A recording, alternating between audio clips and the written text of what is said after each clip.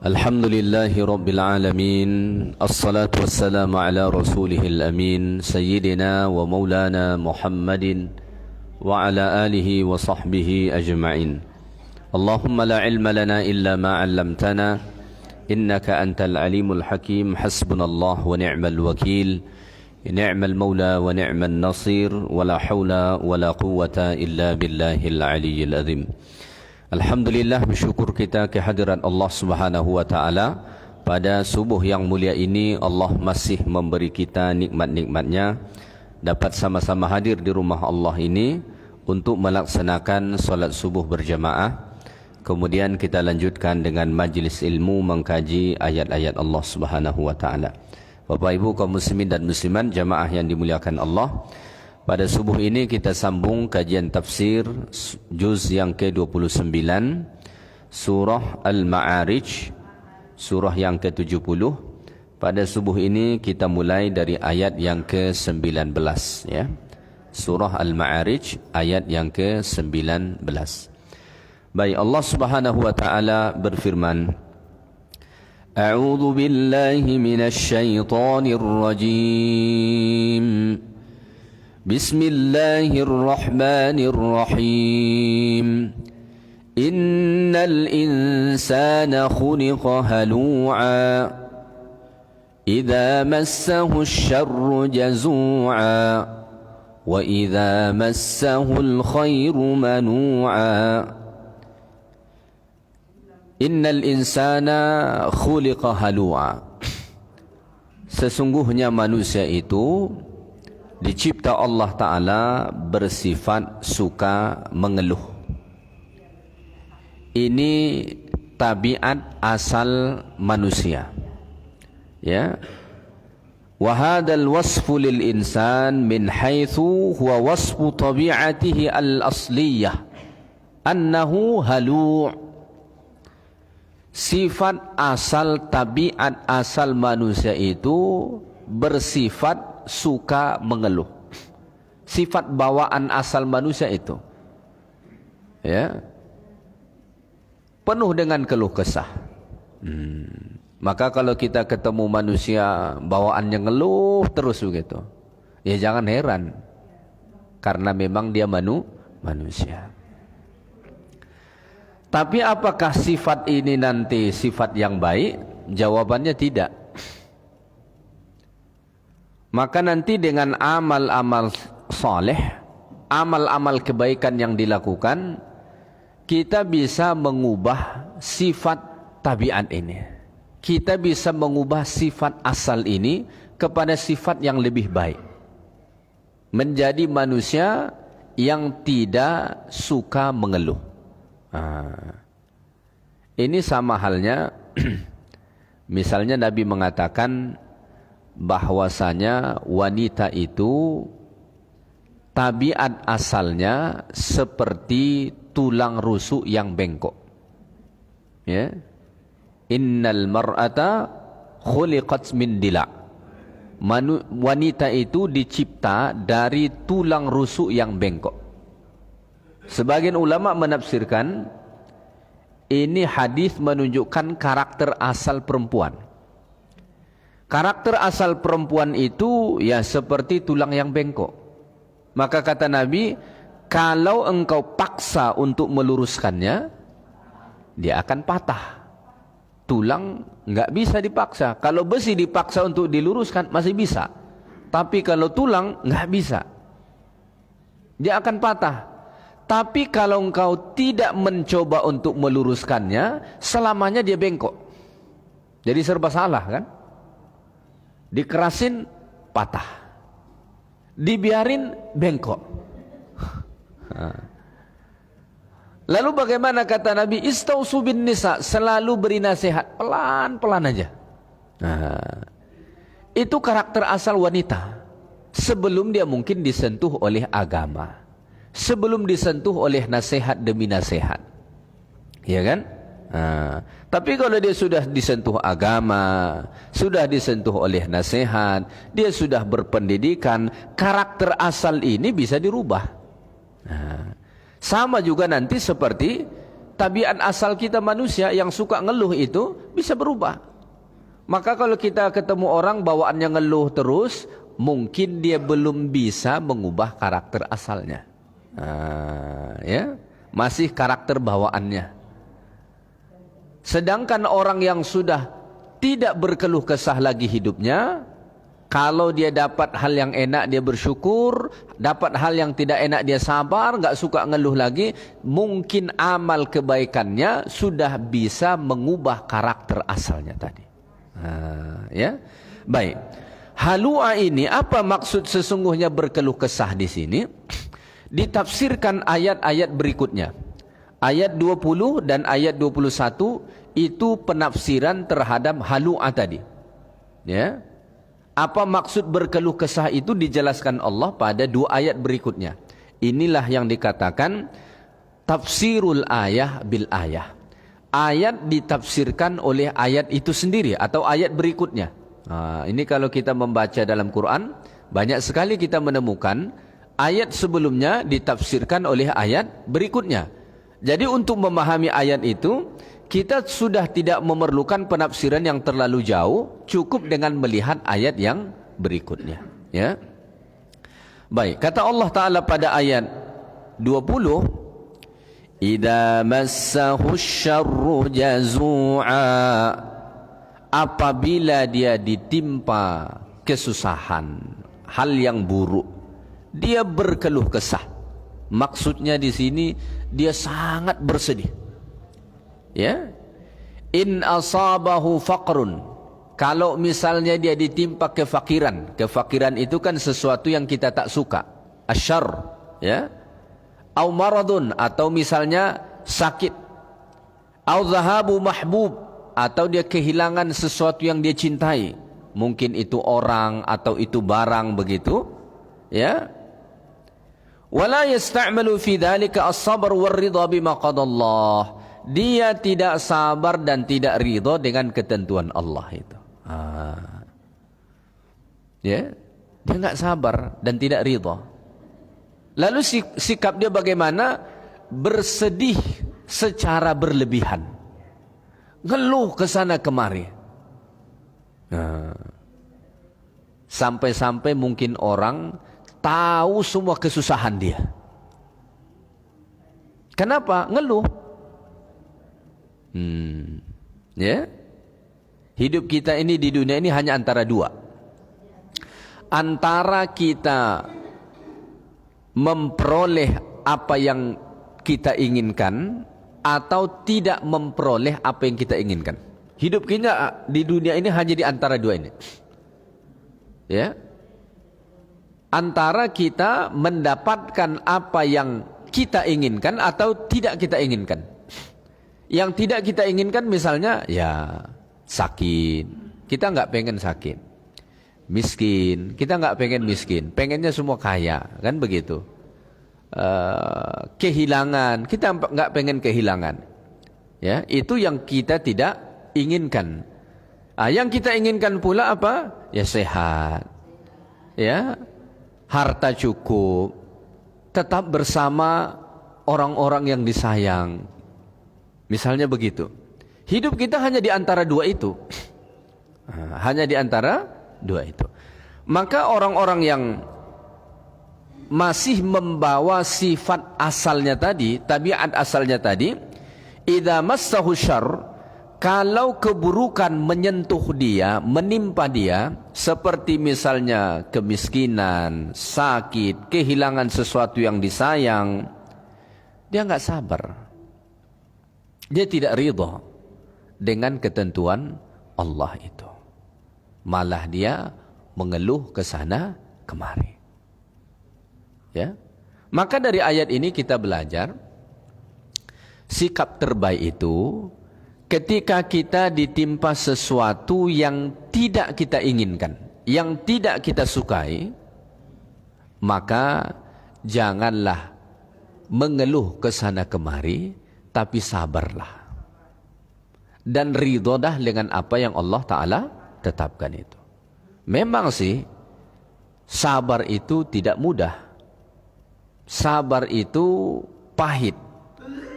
Tapi kesudahan dari situ pasti kebaikan. Analogi sabar itu seperti meminum obat yang sangat pahit. Nelannya susah minta ampun. Kenapa? Sangat pahit. Tapi kesudahan dari itu kita akan sehat. Kita akan segar kembali. Kita akan bugar kembali. Begitulah sabar. Ya. Makanya Allah Ta'ala bercerita tentang sabarun jamil, kesabaran yang indah, yang dicontohkan oleh Nabi Ya'qub alaihi salam. Nabi Ya'qub diuji Allah Ta'ala dengan luar biasa, ujian yang sangat luar biasa. Ya, kehilangan anak-anak yang disayang, itu ujian paling berat.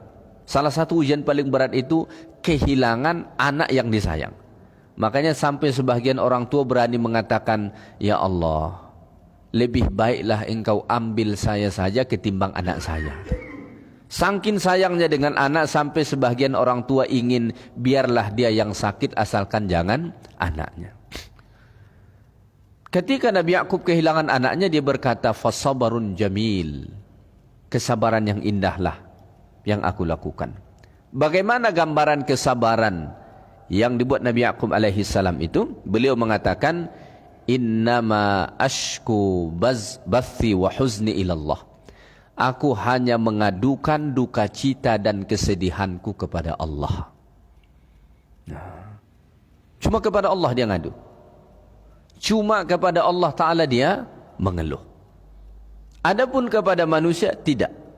Bayangkan, saking sabarnya Nabi Ya'qub menahan duka cita itu, tidak ngeluh ke sana kemari, sampai-sampai buta matanya. Ternyata kesedihan yang mendalam kemudian ditahan itu bisa berefek ke mata. Sampai-sampai buta mata Nabi Ya'qub alaihi salam gara-gara apa? Menahan kesedihan tadi dan tidak mengadu kepada siapapun. Tapi nanti akhirnya baju Nabi Yusuf alaihi salam yang dilemparkan ke wajahnya kemudian bisa menyembuhkan mata Nabi Ya'qub. Karena yang menyebabkan Nabi Ya'qub itu buta adalah kesedihan karena menahan rindu kepada Yusuf. Maka dengan mencium bau anaknya saja melalui baju itu, matanya kembali bisa melihat dengan izin Allah Subhanahu wa taala. Ya. Jadi penafsiran halu'a tadi, suka berkeluh kesah itu adalah idza massahu syarru jazua. Kalau dia menghadapi hal-hal yang sulit, hal-hal yang tidak berkenan dengan dirinya, maka dia sangat banyak berkeluh. Ya. Dia tidak sabar, dia tidak ridha dengan ketetapan Allah itu. Sebaliknya, wa idza massahul khairu manu'a. Kalau dia mendapatkan kebaikan, al khairu di sini lebih kepada harta. Ya. Kata al khair dalam Quran itu banyak dimaknai dengan harta. Seperti misalnya dalam surah Al-Adiyat, kata Allah, wa innahu lihubbil khairi lasyadid. Dan sesungguhnya kecintaannya terhadap al-khair. Al-khair di situ artinya harta. Dan sesungguhnya kecintaannya terhadap harta lasyadid, sangat kuat. Jadi kata al-khair di sini adalah harta. Wa idza massahul khairu, kalau dia mendapatkan kebaikan terutama harta, manu'a artinya dia tidak mau bersyukur, dia menghalang, dia sangat kikir, tidak mau memberi. Fala yunfiqu mimma atahu Allah, dia tidak mau menginfakkan sesuatu yang Allah Ta'ala sudah beri kepadanya. Wala yashkurullaha ala ni'amihi wa birrih, dia tidak mau bersyukur terhadap nikmat-nikmat dan kebaikan dari Allah. Maka inilah penafsiran dari halu'a tadi. Suka berkeluh kesah itu.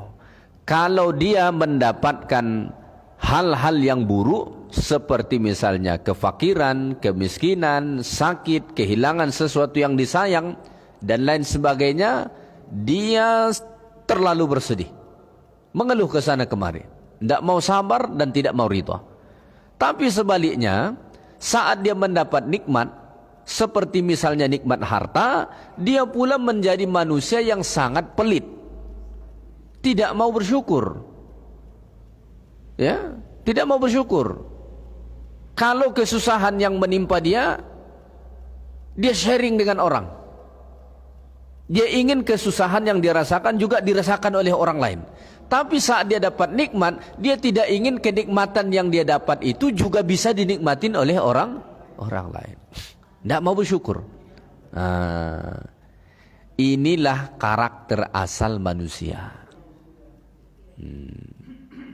Manusia manapun beginilah sifat bawaannya.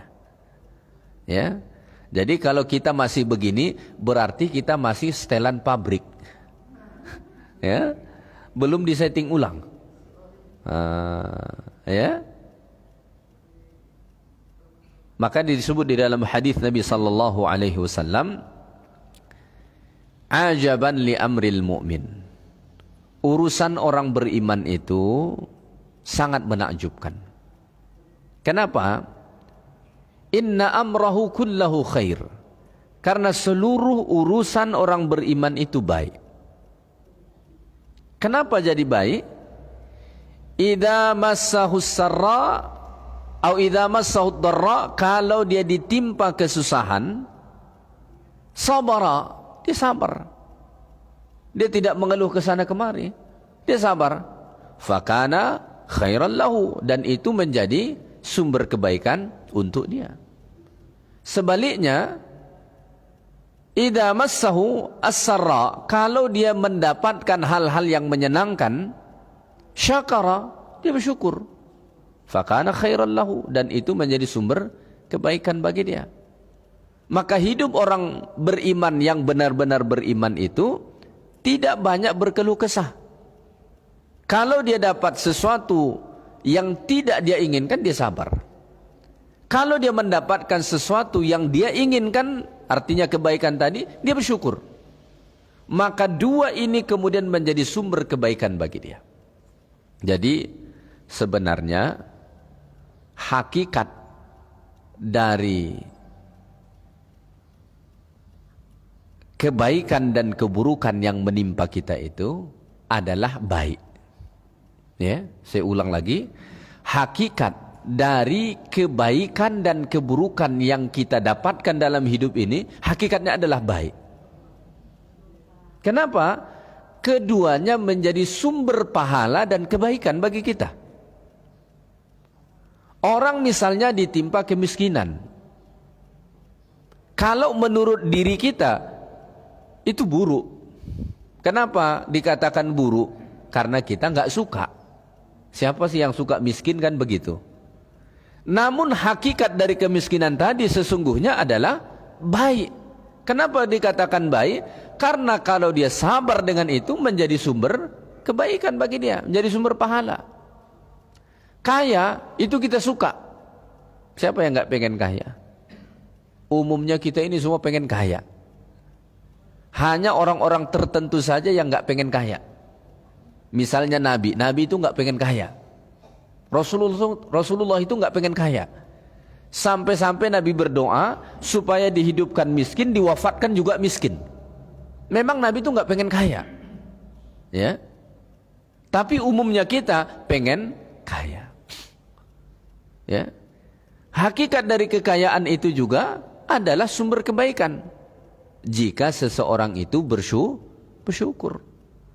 Maka kalau kita lihat hakikatnya, kebaikan dan keburukan yang kita dapatkan dalam hidup ini hakikatnya adalah sama. Bisa sama-sama menjadi sumber kebaikan dan juga bisa menjadi sama-sama sumber keburukan lagi bagi kita. Kalau kita mendapatkan hal-hal yang buruk, hal-hal yang tidak kita inginkan, kalau kita sabar jadi sumber pahala. Kalau kita nggak sabar, itu juga jadi sumber dosa. Sudahlah miskin, sudahlah sakit, malah nambah dosa. Kenapa? Enggak mau sabar. Dia mengkritik Allah. Dia mengatakan, ya Allah, engkau tak adil. Kenapa kau buat aku miskin? Kenapa kau buat aku susah? Kenapa kau buat aku sakit? Orang lain semua sehat. Jadi sumber dosa. Dan kalau tadi dia sabar, jadi sumber pahala. Nikmat juga begitu. Orang kalau diberi Allah Ta'ala kesehatan misalnya, kekayaan, itu bisa menjadi sumber pahala dan juga dosa. Kalau dia bersyukur, jadi sumber pahala. Tak bersyukur, dia kufur kepada Allah Ta'ala dengan nikmat sehat dan kekayaan dia, itu malah menjadi sumber dosa yang sangat besar untuk dia. Ya, jadi hakikatnya adalah sama. Ya, hakikatnya adalah sama. Makanya kemiskinan dan kekayaan itu tidak menjadi standar kemuliaan di sisi Allah. Sehat dan sakit juga tidak menjadi standar kemuliaan di sisi Allah. Ya. Tetap berada bersama orang-orang yang disayang atau terpisah dengan orang-orang yang disayang juga bukan menjadi standar mulia atau hina di sisi Allah Ta'ala. Sama saja. Yang menentukan kita mulia atau tidak, bagaimana kita menyikapinya. Ya, bagaimana kita menyikapi antara ada dan tiada. Bagaimana kita menyikapi antara dapat dan tidak dapat. Itu yang menentukan kita mulia atau tidak di sisi Allah Subhanahu wa Ta'ala. Jadi ayat 20 dan ayat 21 inilah yang menjadi penjelasan atau penafsiran kepada sifat berkeluh kesah tadi. Baik, kata Allah Ta'ala pada ayat 22, illal musallin, kecuali orang-orang yang salat. Kecuali orang-orang yang salat. Sifat keluh kesah tadi, yang mana kalau dia mendapatkan hal-hal yang buruk, dia sangat bersedih, tidak mau sabar dan tidak mau ridha. Dan kalau dia mendapatkan kebaikan seperti misalnya harta, dia tidak mau bersyukur. Sifat ini dikecualikan dari orang-orang yang salat. Dikecualikan dari orang-orang yang salat. Maka salat yang kita lakukan itu, sama ada salat fardu ataupun salat sunat, itu bisa mengubah tabiat asal kita manusia ini. Ya. Maka sederhana bahasanya, jika engkau ingin mengubah dirimu, maka mulailah dari salat. Jika engkau ingin mengubah keluargamu, mulailah dari salat. Jika engkau ingin mengubah warga sekitarmu, mulailah dengan salat. Bahkan jika engkau ingin mengubah bangsa dan negaramu, mulailah dari salat. Kenapa? Perubahan itu harus dimulai dari diri sendiri. Kita ini tidak bisa mengubah diri kita kalau cuma mengandalkan diri kita tok. Untuk mengubah diri kita ini harus mulai dari salat. Nanti pada ayat ini itu Allah Ta'ala sebut beberapa amalan atau sikap, sifat yang bisa mengubah karakter asal tadi. Tapi yang pertama kata Allah itu salat. Berarti perubahan itu segala-galanya dimulai dari salat.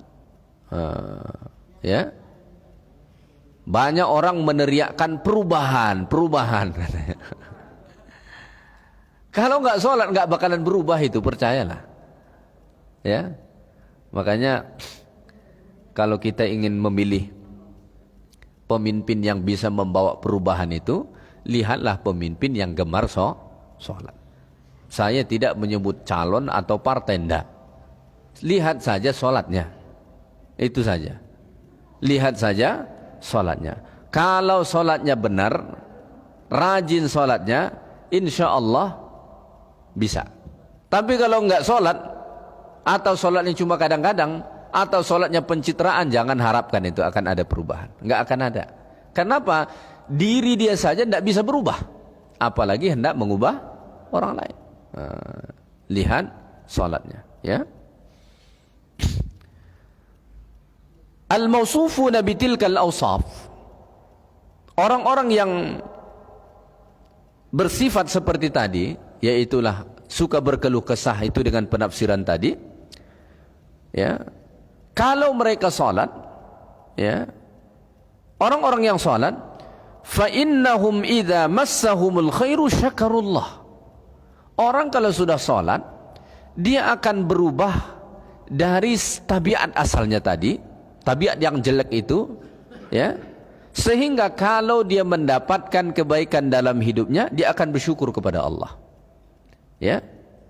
Kalau dia mendapatkan harta wa anfaqu, dia akan infakkan sebahagiannya sebagai bentuk syukur dia kepada Allah. Jadi ayat sebelum ini tadi, ayat 21, ayat itu juga memberi pengajaran kepada kita bahwa salah satu bentuk cara kita bersyukur kepada Allah, terutama atas nikmat harta, yaitu menginfakkan sebahagiannya.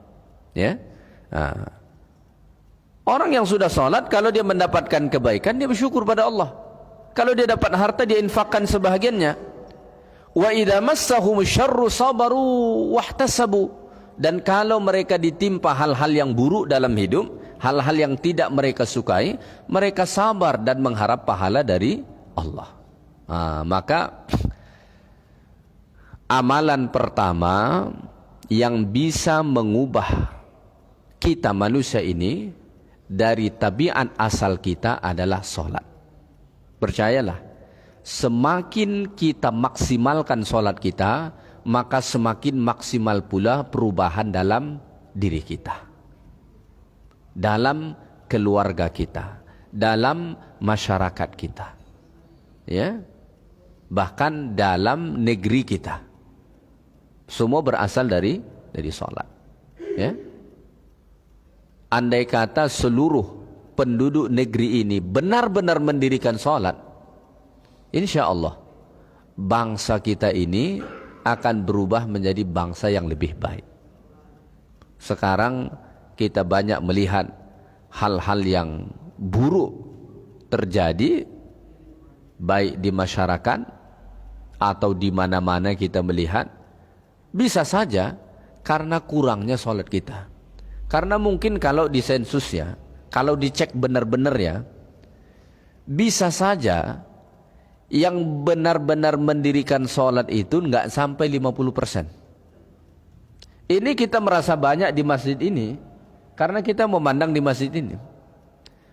Tapi manusia yang di luar masjid ini jauh lebih banyak, ya kan? Dan berapa banyak di antara mereka yang tidak mendirikan salat? Anak-anak kita sekarang pada nakal, ya. Waliyadzubillah.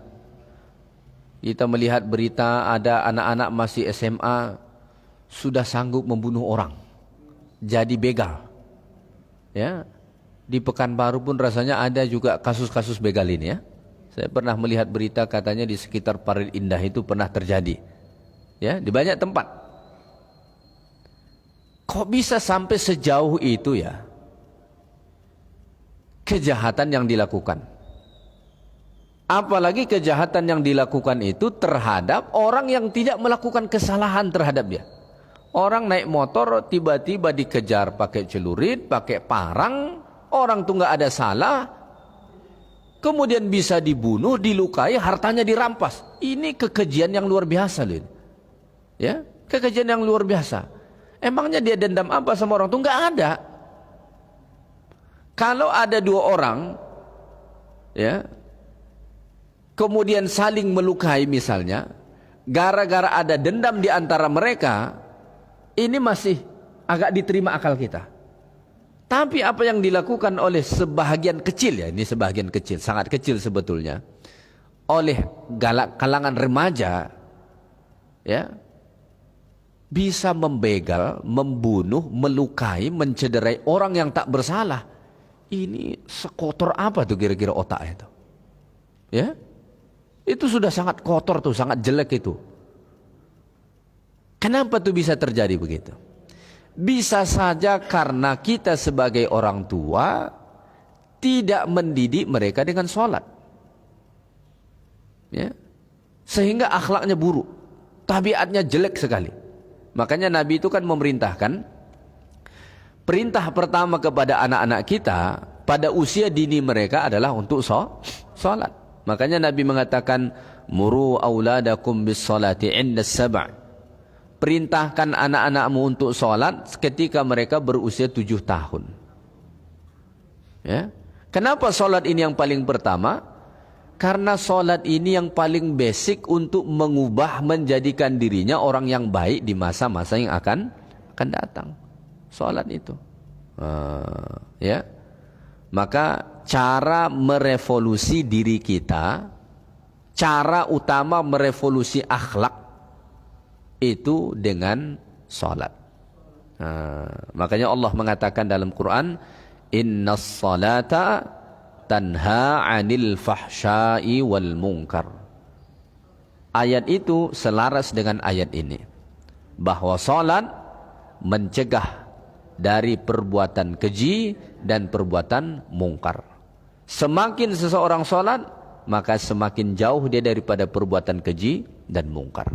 Ya, semakin dalam seseorang salat, maka semakin dalam pula kebaikan dia insyaallah. Ya, maka Allah Ta'ala mensyariatkan salat itu mempunyai banyak hikmah, dan salah satu hikmahnya adalah bisa mengubah tabiat kita. Bisa mengubah tabiat kita menjadi orang yang lebih baik. Ya. Ada kajian tentang tingginya perceraian. Zaman sekarang ini angka perceraian itu cukup tinggi di berbagai daerah. Ada kajian dibuat, kenapa angka perceraian begitu tinggi? Ya. Ada sebagian orang mengatakan faktor ekonomi, katanya. Ya. Tapi ada kajian, dan saya lebih setuju dengan kajian itu, hasil kajian itu mengatakan bahwa faktor utama tingginya angka perceraian karena kurangnya sholat didirikan dalam rumah tangga. Kenapa? Kalau faktor ekonomi, bisa saja mereka mengatakan kami faktor ekonomi bercerai. Bisa saja mereka mengatakan begitu, tapi tanpa mereka sadar penyebab sesungguhnya adalah karena tidak sholat. Kalau kita bilang faktor ekonomi, orang-orang zaman dulu itu lebih parah ekonominya. Kalau ngobrol sama orang-orang tua yang nikahnya tahun-tahun 70, tahun 80, ya Allah. Awal mula, ya di generasi Bapak Ibu sekalian, rata-rata yang saya dengar cerita mereka, di awal mula mereka mendirikan pernikahan, nggak ada. Jangankan kemewahan, cukup saja tidak. Ya, sekarang orang habis nikahan honeymoon katanya. Orang zaman dulu mana tahu honeymoon? Sebahagian bukan di atas kasur, atas tikar. Cuma beralaskan tikar. Orang sekarang habis kawinan, habis nikahan, honeymoon kemana? Ke Bali. Ada yang ke luar negeri. Artinya sudah mewah, ya kan? Punya kendaraan, setidaknya dia motor dia ada. Bisa dia nyewa rumah. Mewah sebetulnya kalau dibandingkan dengan orang zaman. Orang zaman dulu tidak tinggi angka perceraiannya. Kenapa? Mungkin orang zaman dulu masih menjaga sholat. Sekarang orang melihat, wih, suaminya ganteng, istrinya cantik, hartanya banyak, kaya, ya, kok cerai ya? Lalu kadang-kadang yang diisukan faktor ekonomi. Faktor ekonomi dari mana? Ya, faktor utamanya adalah karena kurangnya suami istri mendirikan sholat. Makanya hancur lebur. Maka sesungguhnya kalau dalam rumah tangga itu benar-benar dijaga sholat, insya Allah, bahkan hal-hal buruk yang terjadi dalam kehidupan mereka pun akan bisa mereka atasi dengan sikap yang baik yang sudah melekat dalam diri mereka atas didikan sholat tadi. Maka nasihat terbaik pernikahan itu, nasihatkan supaya suami istri, kedua mempelai itu untuk sholat. Itulah nasihat terbaik. Karena kalau mereka sudah menjaga sholatnya, insya Allah kedepannya mereka akan baik. Tapi kalau sholat tak dijaga, walaupun segala-galanya ada, itu bisa hancur lebur, bisa rusak. Ya, baik.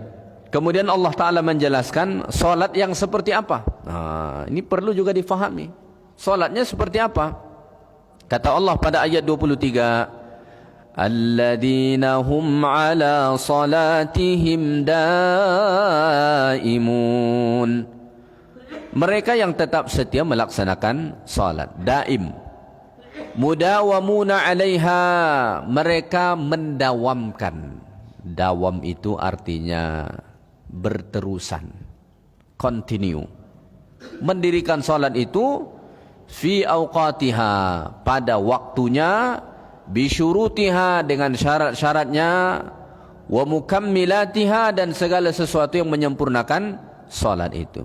Walaisu kaman la yaf'aluha aw yaf'aluha waqtan duna waqtin. Mereka tidak seperti orang yang melakukan salat pada satu waktu tapi sudah tidak melakukan pada waktu yang lain. Karena ada orang dalam momen tertentu dia salat, tapi dalam momen yang lain sudah tak salat. Ada orang ditanya, kamu salat? Salat. Kapan kamu salat? Saya salat cuma maghrib saja. Ada orang salat cuma maghrib saja, waktu lain dia tak salat. Ada orang salatnya cuma zuhur, asar, lain dia tak salat. Ada orang salat saat dia ada masalah. Kalau sudah ada masalah, salatlah dia. Hilang masalah, tak salat lagi dia. Ya. Ada juga perangai orang ketika dia hendak dipilih dia salat, habis itu dah tak salat lagi. Macam-macam perangai orang. Salat yang bisa mengubah karakter tadi, ya, adalah salat yang dilakukan secara dawam, secara berterusan, pada setiap waktunya sepanjang hayat, dan dilakukan dengan sempurna. Maka kalau kita ingin tahu apakah salat kita sudah benar atau tidak, maka bercerminlah, tengok diri kita, apakah setelah kita salat kita semakin baik atau tidak. Ya? Lihat juga ketika kita mendapat musibah. Kalau kita pengen tahu apakah salat kita sudah benar atau tidak, perhatikan diri kita saat kita mendapatkan hal yang tidak kita sukai.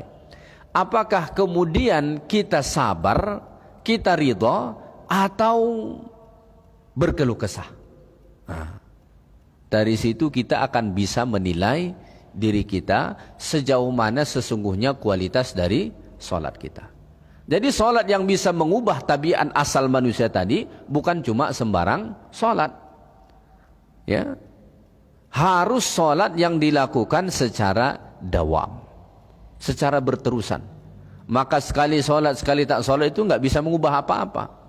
Salat pada satu momen sudah enggak salat pada momen yang lain, itu enggak bisa mengubah apa-apa. Ya. Salatnya cuma musiman. Pas mati bapaknya, datanglah dia seminggu ke masjid. Habis itu udah hilang lagi. Itu enggak bisa.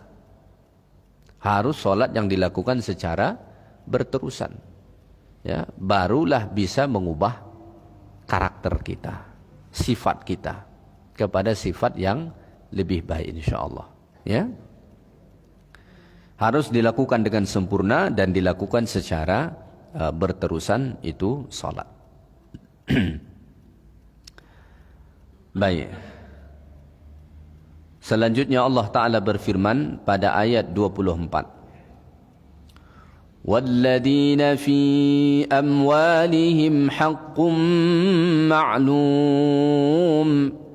Dan orang-orang yang dalam hartanya disiapkan bagian tertentu. لِلسَّائِلِ وَالْمَحْرُومِ, bagi orang miskin yang meminta-minta dan yang tidak meminta-minta. Jadi termasuk juga orang-orang yang bisa mengubah karakter mereka dari karakter asal tadi kepada karakter yang lebih baik adalah orang-orang yang sudah menyediakan dalam hartanya itu hak orang lain. Ya, artinya saat dia mendapat nikmat dari Allah, nikmat harta dari Allah, dia menyiapkan bagian orang lain dari nikmat harta yang dia peroleh itu. Dia tidak makan semua. Ya. Untuk siapa? Lisaili wal mahrum. Untuk orang miskin. Orang miskin ini terbagi dua. Ada miskin yang kategori sail, artinya meminta-minta. Ya. Kita tahu dia miskin gara-gara apa? Suka meminta-minta.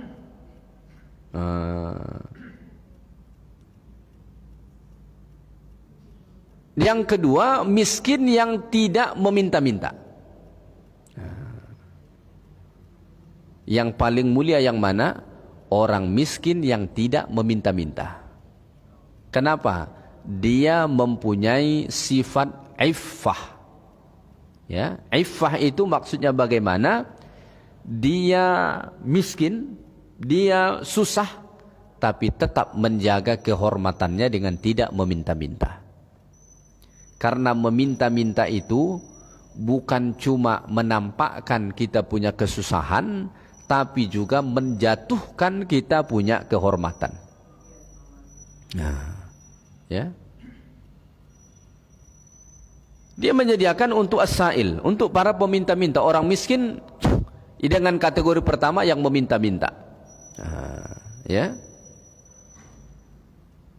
Yang kedua al-mahrum, orang miskin yang tidak meminta-minta. Maka Allah Ta'ala sebut di dalam Al-Quran, ada orang miskin yahsabuhumul jahilu aghniya'a, sampai-sampai orang jahil berpikir mereka ini orang yang berkecukupan. Ya. Kenapa? Minat ta'affuf, karena sifat iffah yang ada pada diri dia. Sebenarnya dia orang susah, miskin, tak ada hartanya, tapi orang lain sampai menyangka dia ini orang yang berkecukupan. Gara-gara apa? Dia menjaga kehormatan dia dengan tidak meminta-minta. Maka kita orang yang diberi Allah Ta'ala harta, dititipkan Allah Ta'ala harta, itu dianjurkan supaya pinter-pinter, cerdik melihat orang. Orang miskin itu enggak semua mudah kelihatan. Kalau yang meminta-minta itu jelas. Ya. Kelihatan. Kenapa? Saat dia meminta pun sudah kelihatan bahwa dia miskin. Yang lebih parah lagi, ada orang yang sudah berharta tapi masih meminta-minta. Ya, saya melihat ada berita dulu, satu daerah, satu kampung, kalau nggak salah saya di Jawa Barat, profesi orang kampung itu jadi pengemis ke Jakarta. Rumah mereka besar-besar, punya mobil. Rasanya bukan cuma di sana, di kita di sini pun ada yang begitu. Ya, jadi dimanfaatkan itu untuk menjadi peminta-minta. Bergayalah dengan gaya yang apa namanya? Gaya yang kumuh, lusuh, miskin, ya, supaya dikasihani. Ini pekerjaan yang sangat keji. Kalau memang dia bukan orang yang sangat susah lalu dia seperti itu, ini pekerjaan yang sangat keji dan sangat buruk. Tapi kalau dia memang miskin, benar-benar miskin, boleh nggak dia meminta tolong kepada orang? Meminta, boleh. Agama tidak melarang itu kalau dia benar-benar miskin. Tapi yang lebih mulia lagi, dia miskin, dia susah, dia nggak mau meminta-minta. Kenapa? Dia menjaga sifat iffah pada diri dia. Maka kita orang yang dititipkan Allah harta harus pintar-pintar. Tengok kawan kita tuh, tengok saudara kita tuh. Benar-benar perhatikan. Kata Allah, kalau engkau benar-benar perhatikan, ta'rifuhum, engkau akan tahu bahwa dia miskin. Perhatikan betul-betul. baca isyarat-isyarat dari dia bahwa dia susah. Kalau kita sudah nangkap isyarat-isyarat itu bahwa sesungguhnya dia susah, berilah harta kepada dia, ya, tanpa menjatuhkan kehormatan dia. Kenapa? Dia menjaga iffah dia, menjaga kehormatan dia. Ya, maka termasuk amalan yang menjadi sumber pahala yang besar dan juga tadi bisa mengubah tabiat asal manusia, itu memberikan sebahagian harta yang Allah titipkan kepada kita kepada orang-orang miskin. Sama ada orang miskin yang menyatakan kemiskinannya dengan meminta-minta, ataupun orang miskin yang menyembunyikan kemiskinannya dengan tidak mau meminta-minta. Itu bisa mengubah sikap kita, ya, bisa mengubah sikap kita. Makanya ada hadis Nabi SAW mengatakan, kata Nabi, ada seorang laki-laki datang kepada Nabi. Dia bilang, ya Rasulullah, hati saya sangat keras. Dulu para sahabat itu kalau merasa hatinya keras, dia risau. Ya, dia datang mengadu kepada Nabi, ya Rasulullah, hatiku sangat keras. Tolong tunjukkan kepadaku bagaimana supaya hatiku ini menjadi lembut. Apa kata Nabi? Salah satu ajaran yang Nabi ajarkan kepada dia, berilah orang miskin makan. Artinya memberilah kepada orang miskin. Ternyata memberi kepada orang miskin itu bisa mengubah watak kita, bisa mengubah tabiat kita. Dari mungkin sebelumnya tabiat yang kasar menjadi tabiat yang lembut, ya. Dari mungkin sebelumnya tabiat yang tidak berkasih sayang menjadi berkasih sayang. Ya, memberi itu bisa mengubah. Pemberian ini ada yang bersifat wajib dan ada yang bersifat sunat. Kalau yang bersifat wajib, itulah zakat, sifatnya wajib. Ada yang bersifat sunat, itulah sedekah biasa, infak, ya, wakaf, itu sifatnya sunat. Ya, memberilah, insya Allah selain kita dapat pahala yang sangat besar, itu juga akan bisa mengubah watak kita, akan bisa mengubah akhlak kita.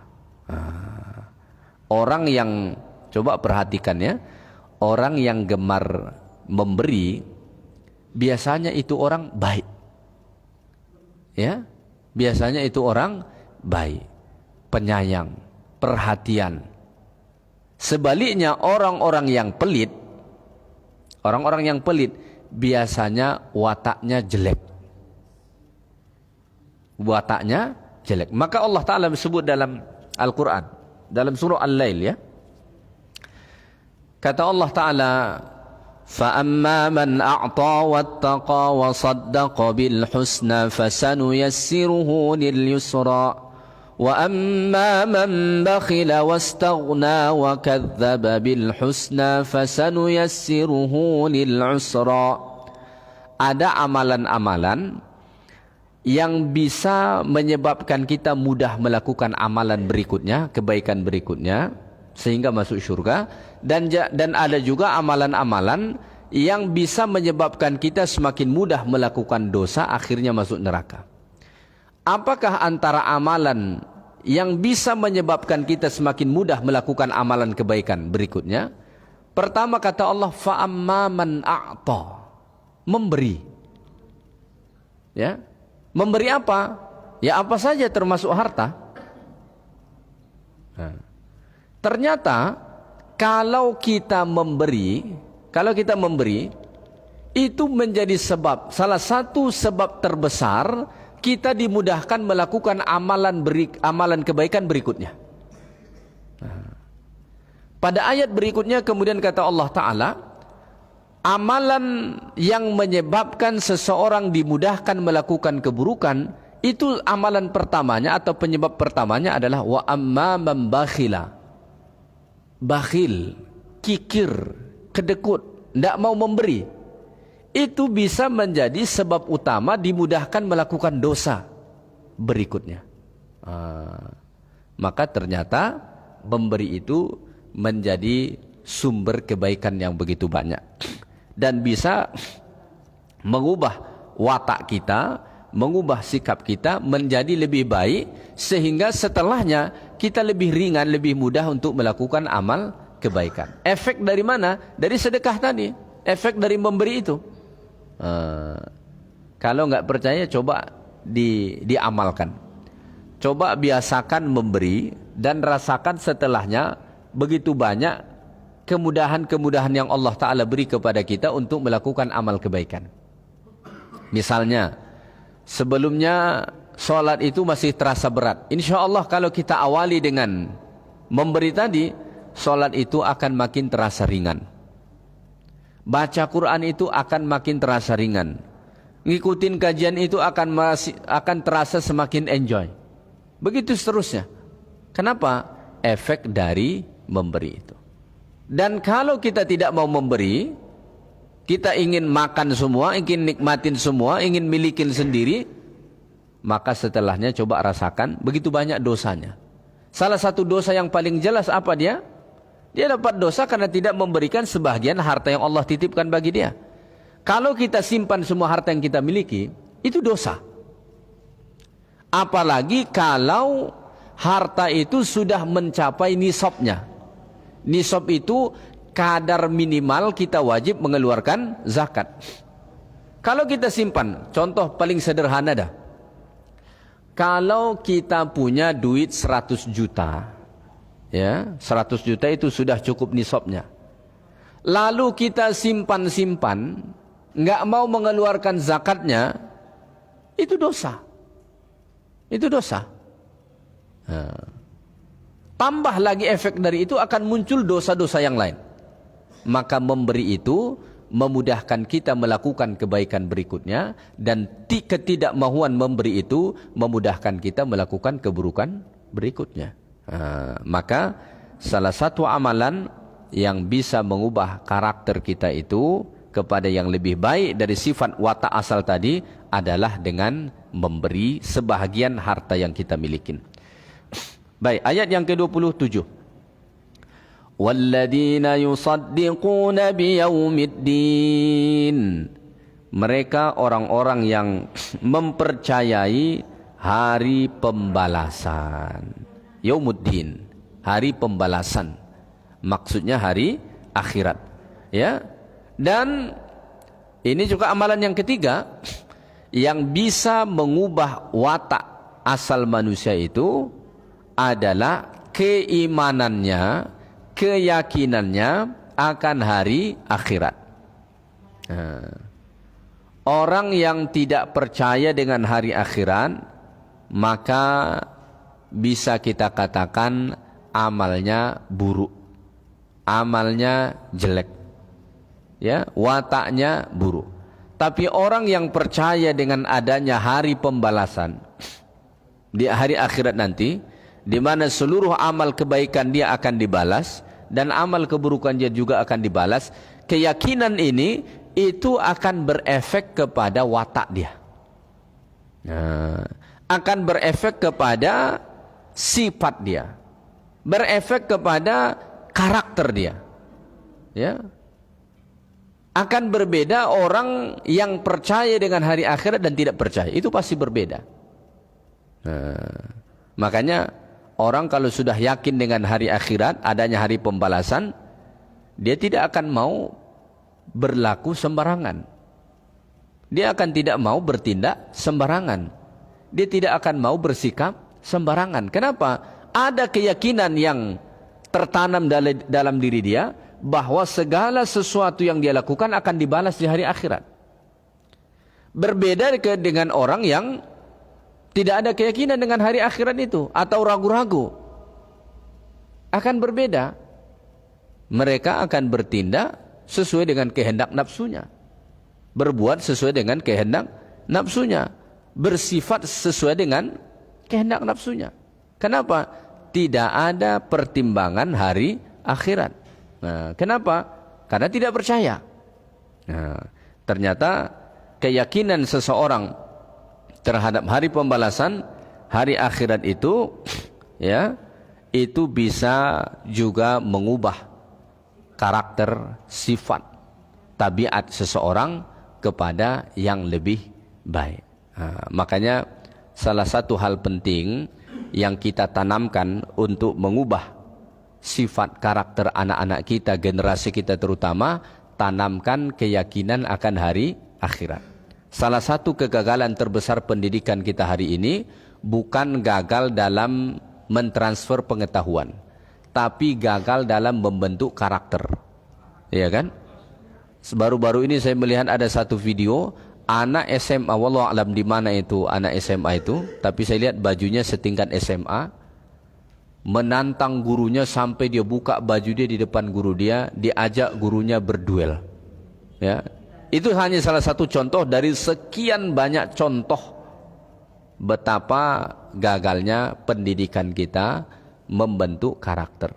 Kenapa? Karena mungkin yang ditekankan hanya soal pengetahuan, tidak pernah menekankan soal keyakinan, spiritualnya, ibadahnya. Tidak pernah itu ditekankan. Andai kata itu ditekankan, maka insya Allah karakter anak-anak kita, generasi kita akan menjadi lebih baik insya Allah ta'ala. Contoh sederhana sajalah. Dari segala kekurangan dan kelebihan sekolah-sekolah yang menekankan tentang sholat, katakanlah pesantren dan non pesantren, ya, lihat saja karakternya pasti beda. Akhlaknya pasti beda dengan segala kelebihan dan kekurangan sekolah pesantren ini juga, ya. Bukan berarti sempurna, ya. Pasti ada kekurangannya. Tapi secara umum coba perhatikan antara sekolah yang menekankan tentang sholat dan tidak, hasilnya pasti beda. Hasilnya pasti beda. Akhlaknya pasti beda. Karakternya pasti beda. Kenapa? Di sini ditekankan tentang spiritual, tentang keyakinan, tentang ibadah, sedangkan di sini tidak.